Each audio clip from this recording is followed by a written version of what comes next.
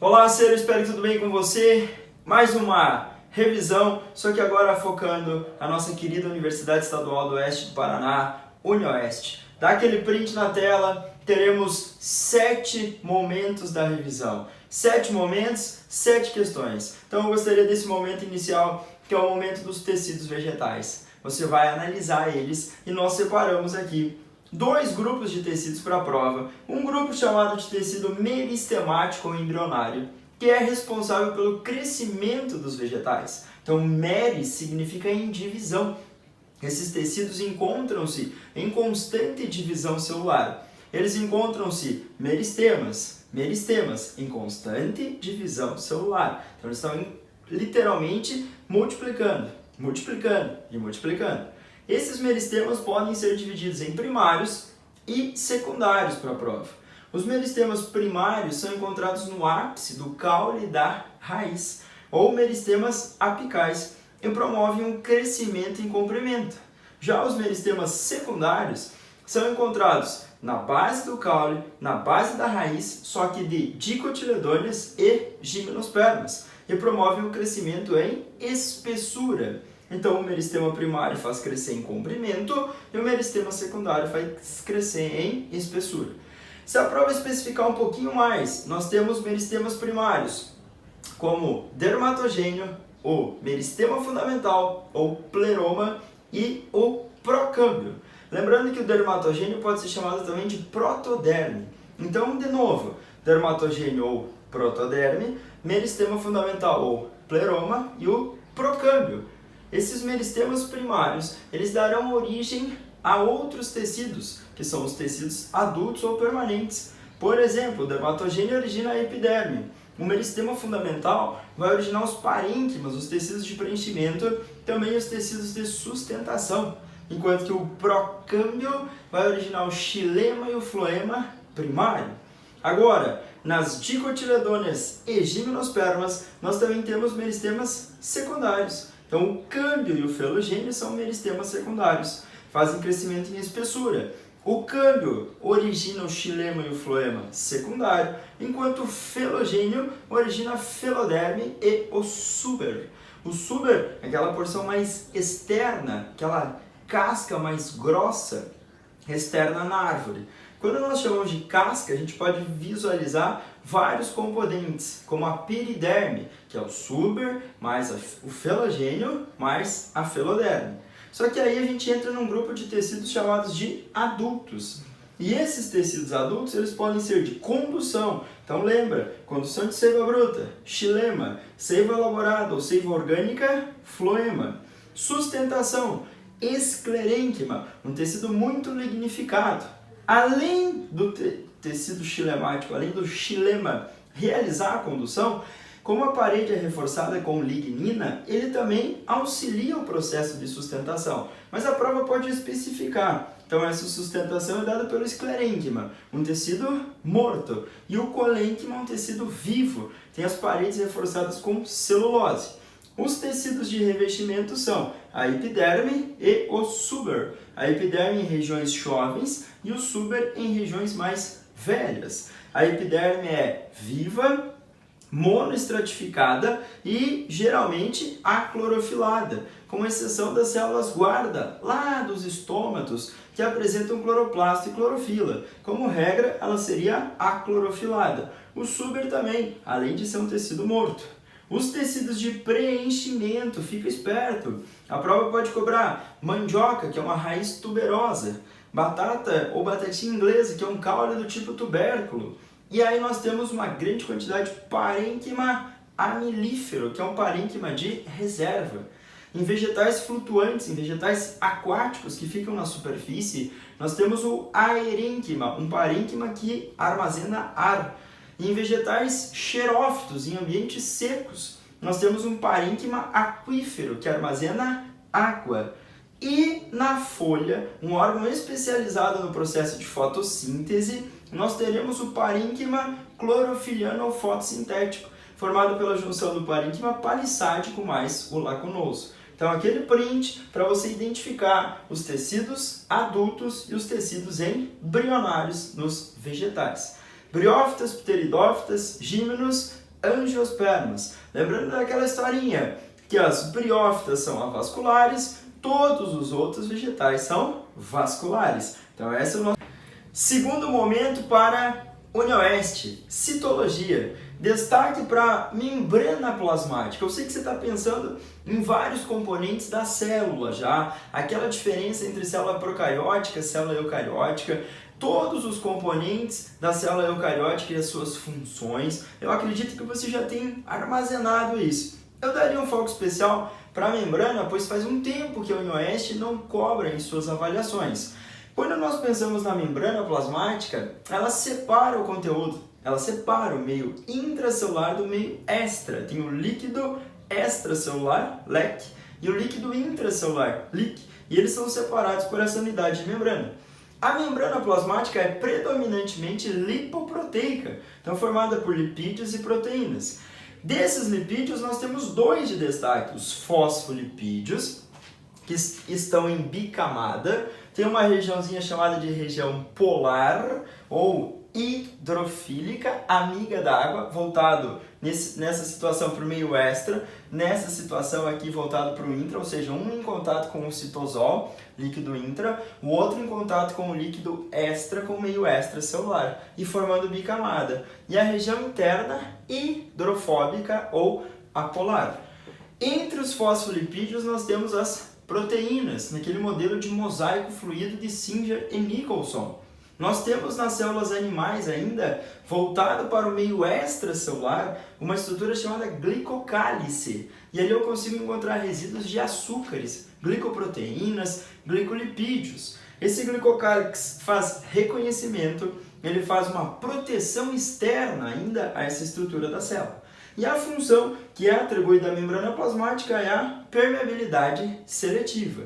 Quando nós pensamos na permeabilidade seletiva, nós pensamos nos tipos de transportes. Então eu tenho uma difusão chamada de simples, quando as substâncias saem do ambiente que elas se encontram em maior quantidade para o ambiente que estão em menor quantidade, sem um gasto de energia extra na forma de ATP. Só a energia cinética ou energia de movimento é utilizada. Então não gasta ATP, não gasta energia extra na forma de ATP. Um exemplo para a UniOeste é a difusão, a troca dos gases. O O2 facilmente entrando no nosso sistema respiratório, seguindo o princípio da difusão, e o CO2 facilmente saindo. Quando ele entra lá, ele consegue passar por entre os fosfolipídios de membrana. São moléculas muito pequenas, se difundem facilmente. Agora, difusão facilitada, a entrada de aminoácidos, de glicose nas nossas células, elas dependem de proteínas carreadoras, que pegam de um lado, pegam de um lado. Mas é favorável ao gradiente de concentração e também não gasta energia extra na forma de ATP. Então essas duas situações são exemplos de transportes passivos. Agora, quando nós pensamos em transporte ativo, a prova pode lembrar das bombas. Lá no retículo endoplasmático ou na célula muscular sarcoplasmático tem bombas de cálcio.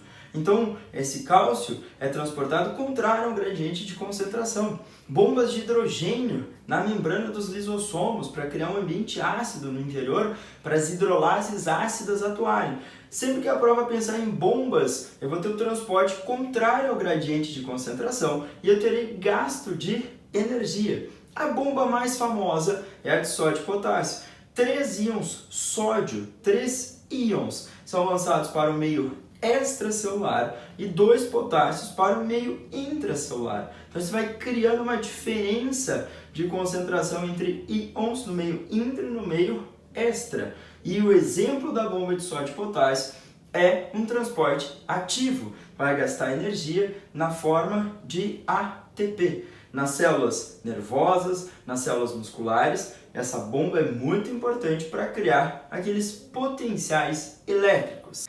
Terceiro momento para UniOeste, evolução. Quando nós pensamos em evolução, eu sei que na sua mente já existe aquela ideia de mudança.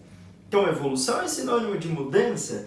Os evolucionistas defendem a mudança. E aqui eu gostaria de um cuidado quando nós temos a interpretação de cladogramas mostrando essa mudança. E o cladograma é um diagrama que demonstra a relação de parentesco entre esses indivíduos. Não esqueça que as características foram surgindo ao longo do tempo, então esse tempo vai passando, essas características vão surgindo. As mudanças que ocorrem na linhagem da espécie nós chamamos de anagênese. Essas espécies vão acumulando mudanças, acumulando, e dentro da população essas mudanças acumuladas, elas permitem a ruptura da população original. Então, essa ruptura, essa quebra, originando novas espécies, nós chamamos de cladogênese. Então a prova pode representar para você o nó do cladograma, que representa a cladogênese ou a ruptura da população original, ou ainda falar que aqui está representado o ancestral comum entre o chimpanzé e o ser humano. Cuidado com essas interpretações evolutivas. Professor, mas o chimpanzé não é ancestral do ser humano? Não, o chimpanzé não é ancestral. O chimpanzé e o ser humano compartilham um ancestral comum num tempo passado, num tempo antigo. Então, esse cidadão aqui não é ancestral desse. Eles vivem hoje no tempo recente. Então, eles estão aqui nos terminais dos clados e eles são viventes nesse tempo recente. Pelo cladograma, todo mundo aqui vai ser parente, ou ter um grau de parentesco. Entretanto, chimpanzé e ser humano têm um maior grau de parentesco. Na evolução humana, nós tivemos aqueles australopithecus, os macacos do sul. Desses australopithecus, depois gênero Homo, Homo habilis, depois Homo erectus, postura, e aí a chegada no Homo sapiens. Então é um assunto bem complexo, entretanto, a prova pode perguntar a interpretação dentro do cladograma. Pensando ainda nas ideias evolutivas, nós temos conceitos interessantes de analogia e homologia. A analogia significa uma mesma função ou finalidade. Aquela comparação da asa da borboleta e da asa dos morcegos. Então nós teremos uma situação de que as asas apareceram em diferentes momentos no tempo evolutivo. Então isso a gente vai chamar de analogia. Isso representa uma convergência evolutiva. Agora, o membro superior do ser humano e a asa do morcego, eles têm uma homologia, eles têm uma mesma ancestralidade comum e representam uma divergência evolutiva. Então a ideia de divergência é a ideia de separação a partir de um ancestral, compartilhando essas características. Se a prova pensar na população, lembra que a evolução não é para o indivíduo, é sim para a população. É na população que eu vejo as diferenças. Essas diferenças são o resultado da mutação, da recombinação, lá do crossing over, da reprodução sexuada. A seleção natural atua e a seleção reduz a variabilidade genética na população. Por exemplo, nessa população nós tínhamos indivíduos com diferentes genótipos. A ação da seleção natural atuou e manteve apenas o genótipo azinho. Então, nesse meu exemplo, ser azinho foi vantajoso naquele ambiente. Lembre-se que a seleção natural, ela não gera variabilidade, ela reduz. Quem gera é a recombinação, a mutação, isso dentro dessa reprodução sexuada. Momento 4, para a UniOeste, aquele print. Calma, muito nomezinho, você vai falar só calma. Animais, eu vou focar nos invertebrados inicialmente. Vou tomar uma posição. Última edição da UniOeste foram cobradas 2 questões de vertebrados. Uma que falava de anfíbia e uma que falava sobre mamífero. Então eu vou apostar nos invertebrados inicialmente, mas eu sei que você já estudou geralmente todos os grupos animais. É aquela dica finalzinha, aquela dica para você acertar as 7 questões da UniOeste. Então aqui eu fiz uma comparação sobre os principais sistemas. Digestório, respiratório, circulatório e um sistema chamado excretor. Quando nós pensamos no sistema digestório, eu posso separar no mundo animal em tubo completo e em tubo incompleto.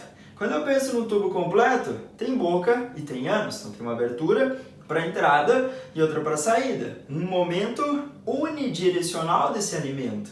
Já no tubo incompleto, esse alimento entra pela cavidade oral ou boca, tem uma digestão, absorção e depois ele sai pelo mesmo orifício. Então, A informação para a prova da UniOeste é incompleto nos quinidários e nos plateumintes. E geralmente esses animais vão apresentar também a digestão extra-intracelular. Então a prova pode fazer essa associação. Os animais com tubo digestório completo geralmente têm a digestão extracelular, ou seja, vai ocorrer todo ao longo do tubo. Nós vamos de nemateumintes até cordados. Então, porífera não tem sistema digestório, não tem nenhum tecido, nenhum órgão definido. Porífera é parazoário. Quinidários são eumetazoa já, apresentam tecidos e órgãos definidos e são enterozoários. Vão apresentar um sistema digestório. Quando nós pensamos em quini e plat, tubo incompleto. Agora, tubo completo, nemate, molusca, anélida, artrópoda, equinodermata e cordata. Segundo sistema, respiratório, um sistema para troca gasosa. Estruturas específicas aparecem ao longo da escala evolutiva em alguns grupos animais. Porífera, quinidário, plateuminte, nemateuminte, quando fazem uso desse oxigênio, a respiração também pode ser chamada de cutânea ou segue um princípio da difusão simples. Eu especifiquei aqui cutânea para molusca, anélida e o grupo de vertebrado dos anfíbios, mas nada impede de outros invertebrados, uma planária, um ser de vida livre, ter troca gasosa com o seu ambiente pela superfície corporal, as águas vivas. Então esses seres também podem fazer essa troca.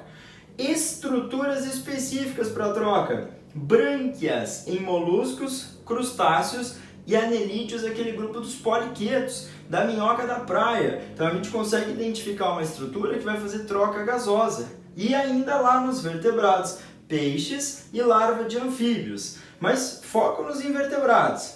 Respiração traqueal, aquele sistema de tubo que leva o oxigênio direto, sem a participação do sistema circulatório, em insetos e miriápodos. Esse termo miriápodo é aquele grupo quilópoda e diplópoda, então a gente unifica e chama de miriápodos. Filotraqueal nos aracnídeos, crustáceos têm respiração branquial, aracnídeos, filotraqueal, insetos, traqueal. Então perceba que o filoartrópoda tem uma grande diversidade em estruturas respiratórias. Se a prova falar em um sistema circulatório, um sistema que transporta nutrientes, um sistema que leva, além dos nutrientes, gases, com exceção dos animais que têm respiração traqueal. Então, o mundo dos insetos, dos quilópodos e dos diplópodos. Por quê? Porque as traqueias levam direto os gases, aí o sistema circulatório fica com a função de transporte de nutrientes e a função de células de defesa e proteção desses animais. Os resíduos produzidos em nível celular, geralmente as células animais produzem amônia e muitos animais conseguem converter a amônia em ureia ou ácido úrico. Quando nós pensamos nesses resíduos de excreção, a amônia é o mais tóxico de todos. E essa amônia, ela é excretada pela maioria dos invertebrados. Lá nos vertebrados, os peixes ósseos também excretam amônia. A ureia nos anfíbios, nos peixes cartilaginosos, em nós mamíferos. O ácido úrico nos répteis, nas aves, nos insetos. Então esses resíduos nitrogenados eles serão retirados pelo sistema excretor. Porífera equine, não tem sistema, a água passa e faz a retirada. Sistema protonefridial, células flama aderidas a tubos e a abertura na estrutura corporal eu encontro em plateumintes. Metanefrídeo, tem duas aberturas nas extremidades, duas extremidades com abertura. Os protonefrídeos são bolsas de fundo cego. Protonefrídeo plat, metanefrídeo nos moluscos e nos anelídeos. Túbulos de Malpighi são encontrados nos insetos, glândulas verdes nos crustáceos, também chamadas de glândulas antenais, e glândulas coxais nos aracnídeos. Essa é a dica da fisiologia animal.